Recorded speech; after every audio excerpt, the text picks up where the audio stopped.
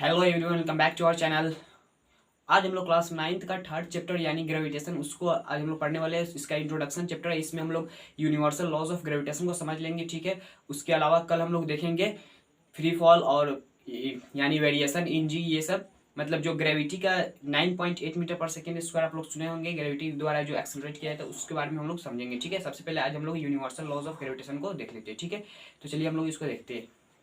यहाँ पर क्या बताया गया हम लोगों को कि यूनिवर्सल लॉ ऑफ ग्रेविटेशन क्या कहता है कि every body in the universe attract every other body. मतलब यूनिवर्स में जितने भी बॉडी है, जितने भी मतलब पार्टिकल्स, जो भी चीज़ है वो एक दूसरे को अट्रैक्ट करता है, ठीक है, खींचता है एक दूसरे की तरफ। मतलब ये बोर्ड मेरे को खींच रहा है और आप जो मोबाइल में देख रहे हैं वीडियो, वो मोबाइल आपको खींच रहा है और आप मोबाइल को खींच रहे हैं, ठीक है। आप लोग को अभी समझ में आएगा कैसे खींचता है। और उसके बाद क्या कहा कि विद अ फोर्स, एक फोर्स के साथ खींचता है जो which is directly proportional to the product of their masses and inversely proportional to the square of the distance between them। मान लीजिए यहाँ पर एक ऑब्जेक्ट है जिसका मास m1 है और यहाँ पर एक ऑब्जेक्ट है जिसका मास m2 है, ठीक है, m1 m2, और इन दोनों के बीच का डिस्टेंस कितना है, r1 है, सिर्फ r है, ठीक है। तो हम लोगों को इस स्टेटमेंट में क्या बोला जाता है कि जो फोर्स से खींचा जाता है ना, वो किसके प्रोपोर्शनल होता है, तो मास के प्रोडक्ट के प्रोपोर्शनल होता है। प्रोडक्ट यानी मल्टीप्लाई करेंगे तो प्रोडक्ट हो जाएगा। और ये फोर्स इनवर्सली प्रोपोर्शनल होता है डिस्टेंस के स्क्वायर के। जब हम लोग इसको फॉर्मुलेट करते हैं तो यहाँ पर एक कांस्टेंट आता है, यहाँ पर एक कांस्टेंट आता है, यानी कांस्टेंट को के मान लेते हैं अभी। यहाँ पर आ जाएगा m1 m2 divide by r square, ठीक है। इस फॉर्मुलेट हो गया और हम लोगों को के का वैल्यू एक्सपेरिमेंटली पता चलता है, ठीक है। एक साइंटिस्ट थे जिन्होंने इसको एक्सपेरिमेंट करके के का वैल्यू पता किया। के का वैल्यू क्या होता है, तो जी, यानी जी का वैल्यू क्या हो जाएगा, तो जी का वैल्यू होता है, आप लोगों को मैं बता दूं, जी का वैल्यू यहाँ पर आप लोगों को बता दूं 6.67 इंटू 10⁻⁻11 न्यूटन मीटर स्क्वायर पर केजी स्क्वायर, ठीक है। तो ये जी का वैल्यू होता है। इस जी को हम लोग बोलते हैं यूनिवर्सल ग्रेविटेशनल कांस्टेंट। तो यहाँ पर हम लोगों को फॉर्मूला मिल जाएगा क्या, G m1 m2 divide by r square. ये है यूनिवर्सल फॉर्मूला। जो मतलब एक दूसरे को बॉडी जब अट्रैक्ट करता है तो यहाँ से एक बॉडी का मास इंटू दूसरे बॉडी का मास डिवाइड बाई उन दोनों के बीच का जितना भी डिस्टेंस है, सेपरेशन है, उसका डिस्टेंस का स्क्वायर कर देंगे और यहाँ पर ग्रेविटेशनल कांस्टेंट जो है उससे मल्टीप्लाई कर देंगे। तो हम लोगों को उन दोनों के बीच का फोर्सेज मिल जाएगा, कितना उन दोनों के बीच में फोर्सेज लग रही है, ठीक है। तो ये हो गया आप लोगों को इस लॉ ऑफ ग्रेविटेशन, ठीक है। इसी लॉ को हम लोग न्यूटन्स लॉज ऑफ ग्रेविटेशन में बोलते हैं। मतलब न्यूटन का इसको फोर्थ लॉ भी बोला जाता है, ठीक है। लेकिन इसका बेसिकली जो नाम रखा गया यूनिवर्सल, ये यूनिवर्स में हर जगह वैलिड होता है। ये जो मतलब मान लीजिए एक गैलेक्सी दूसरे गैलेक्सी पे फोर्स लगा रही है, ठीक है। एक सोलर सिस्टम दूसरे सोलर सिस्टम पर, चांद जैसे चांद अर्थ से अट्रैक्ट है, क्यों, ग्रेविटेशन की वजह से। सूरज और पृथ्वी क्यों अट्रैक्ट है, तो ग्रेविटेशन के वजह से, ठीक है। तो यहाँ पर इसका जो प्रॉपर्टीज है इस फोर्स के बारे में, ग्रेविटेशनल फोर्स के बारे में, उसका हम लोग पढ़ लेते हैं। यहाँ पर क्या दिया गया है, ये नॉन कॉन्टैक्ट फोर्स है, मतलब बिना कॉन्टैक्ट में लगता रहता है। मान लीजिए ये बोर्ड मेरे से अभी कॉन्टैक्ट में नहीं है तो हम लोग के बीच में फोर्सेज लग रही है, ठीक है। और यहाँ पर ऑलवेज अट्रैक्ट इन नेचर, ये एक दूसरे को हमेशा अट्रैक्ट होता है, मतलब आकर्षित करता है, खींचता है, ठीक है। और the law apply anywhere in our universe, हमारे यूनिवर्स में ये लॉ को कहीं पर भी अप्लाई कर सकते हैं, ठीक है। चलिए तो हम लोग इस पर बेस्ड कुछ क्वेश्चन को कर लेते हैं, ठीक है। चलिए तो हम लोग कुछ क्वेश्चन, ठीक है। तो चलिए हम लोग इस क्वेश्चन को करते हैं जो दिया गया है। इसमें यूनिवर्सल लॉज ऑफ ग्रेविटेशन से जो फॉर्मूला डिराइव किया गया उस फॉर्मूला का यूज होगा। आप लोगों को उस फॉर्मूला को याद रखना है। उसमें यूनिवर्सल ग्रेविटेशनल कॉन्स्टेंट जो है उसका भी वैल्यू आप लोगों को याद रखना है, ठीक है।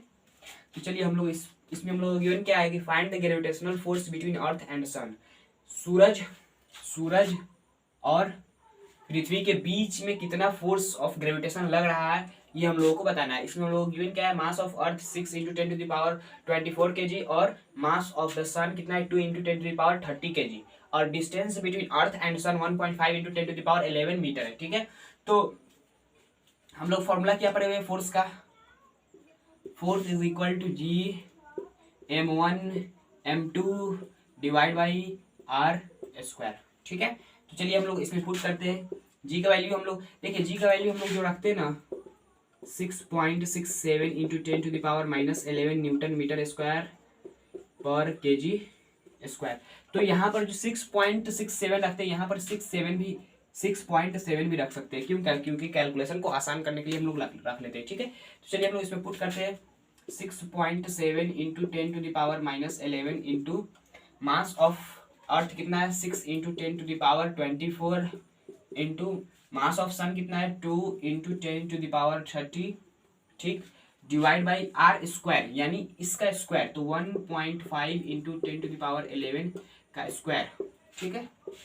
तो यहाँ पर क्या हो जाएगा कि देखिए इस तरह के कैलकुलेशन को किस तरह करेंगे। सबसे पहले हम लोग इसको स्क्वायर को हटाते हैं तो 6.7 ये वाला टर्म ये वाला टर्म ये वाला टर्म को हम लोग अलग अलग कर लेंगे 6 इंटू 2, ठीक है, और डिवाइड बाई इसका स्क्वायर हो जाएगा और इसका स्क्वायर हो जाएगा तो यहाँ पर 1.5 इंटू 1.5 हो जाएगा इंटू ये देखिए 10⁻11 इंटू 10⁻24 इंटू 10⁻30 डिवाइड बाई देखिए जब 10 यहाँ पर क्या दिया गया है 10⁻11 का स्क्वायर है, ठीक है, तो इसका स्क्वायर कितना हो जाएगा 10⁻22, ठीक है, तो इसका स्क्वायर 10⁻22 हो जाएगा, ठीक है। तो जब हम लोग आगे इसको कैलकुलेट करेंगे तो यहाँ पर हो जाएगा 6.7 into 12 divide by 1.7 into 1.7 into यहाँ पर देखिए इस तरह कैलकुलेशन को किस तरह करेंगे तो ये जो 10⁻22 है ये ऊपर जाके -22 हो जाएगा तो ये 10⁻11 में जुड़ जाएगा तो यहाँ पर क्या हो जाएगा इसको जब हम लोग इस वाले टर्म को एक तरफ जोड़ लेंगे और इस वाले टर्म को हम लोग एक तरफ जोड़ लेंगे तो यहाँ पर क्या हो जाएगा कि 10⁻54 इंटू 10⁻−33। तो अब इसको आगे कैलकुलेट करेंगे तो इसको मल्टीप्लाई करेंगे और इसको काटेंगे यहाँ से तो 804 डिवाइड बाई इसको जब नीचे वाले टर्म को मल्टीप्लाई करेंगे तो यहाँ पर आ जाएगा 2.5 इंटू देखिए यहाँ पर हम लोग एक्सपोनेंट का लॉ लगाकर इस देखिए यहाँ पर क्या हो जाएगा एक्सपोनेंट के लॉ के हिसाब से 54 माइनस मतलब +-33 इस तरह हो जाएगा। तो जब हम लोग माइनस करेंगे तो यहाँ पर कितना बचेगा 54 में से हम लोग जब माइनस करेंगे 33 तो यहाँ पर 21 बचेगा 10⁻21 तो इंटू 10⁻21। जब हम लोग आगे इसको मल्टीप्लाई करेंगे तो यहाँ पर 10 आ जाएगा, ठीक है, तो वहाँ पर हम लोग इसको कैलकुलेट कर लेते हैं 804,225। जब हम 5 से इसको काटेंगे तो यहाँ पर कितना बचेगा 5 4 जा 5 5 जा उसके बाद फिर यहाँ पर 5 1 जा फिर 3 6 5 1 जा 0 और 5 8 जा, ठीक है, यहाँ पर 3 से भी कट जाएगा 3 से 15 डाल में उसके बाद 3 से 5 डाल में 1 3 1 6 फिर उसके बाद फिर 3 से कट जाएगा 3 5 जा नहीं 3 से अब की नहीं कटेगा, ठीक है, यहाँ पर 3 से नहीं कटेगा यहाँ पर 15 हो जाएगा, ठीक है। तो आगे हम लोग जब कैलकुलेट करेंगे तो कितना हो जाएगा 53.6 डिवाइड बाई 15 इंटू 10⁻21 न्यूटन है, ठीक है। तो ये वैल्यू आएगा इस क्वेश्चन का, ठीक है। तो मतलब इसको आप लोग कैलकुलेट कर लीजिएगा तो डिवाइड करिएगा तो जो आएगा वैल्यू उसको रख दीजिएगा, ठीक है। तो आई होप यहाँ तक आप लोगों को समझ में आया तो इस वीडियो को लाइक कर दीजिएगा, चैनल पर नए हो तो चैनल को सब्सक्राइब कर लीजिएगा, ठीक है। चलते हैं, जय हिंद जय भारत।